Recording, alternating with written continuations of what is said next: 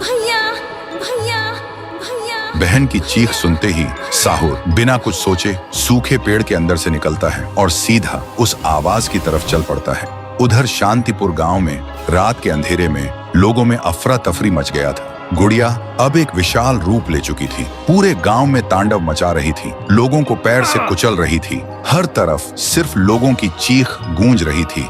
पीहू अभी भी जमीन पे पड़ी होती है, उसकी रूह धीरे धीरे मिट जा रही होती है। तभी तुंग तुंग तुंग साहुर आता है और अपनी बहन को जमीन पर पड़ा देखकर उसकी आंखों से एक बार फिर आंसू टपकने लगते हैं। पीहू थोड़ा कांप के उठती है और कमजोर आवाज में पूछती है, तुम कौन हो? साहुर बोलता है, मैं तेरा भाई साहुर। पीहू का गला भर आता है और बोलती, भैया तुम यहाँ कैसे?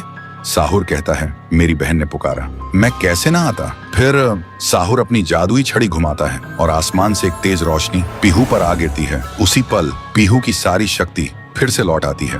तभी गुड़िया तेजी से वही गाना गाने लगती है। उसकी आवाज से पूरा गांव कांप उठता है। साहुर बोलते हैं, इसे तो एक बार मैं खत्म कर चुका था, फिर ये यहाँ कैसे?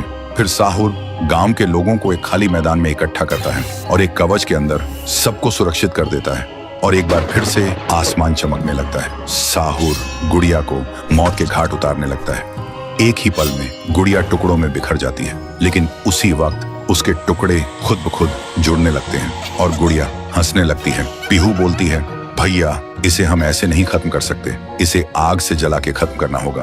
तभी साहुर अपने जादू से गुड़िया को कस के पकड़ता है और पीहू अपनी आंखों से आग निकालती है और गुड़िया को जला देती है। गुड़िया चीखती है और छोटी होने लगती है। कुछ ही देर बाद गुड़िया जलकर राख हो जाती है और हवा में पूरी तरह से गायब हो जाती है। फिर गांव से काली छाया हट जाती है और सूरज निकलता है। पूरा गांव एक आवाज में गूंज उठता है, जय हो पीहू देवी की, जय हो तुंग तुंग तुंग साहुर की। साहुर मुस्कुराता है और कहता है, मुझे वापस जाना होगा।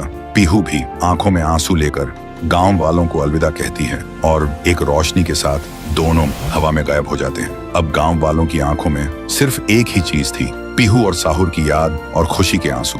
तब से शांतिपुर में एक बार फिर से शांति लौट आई थी।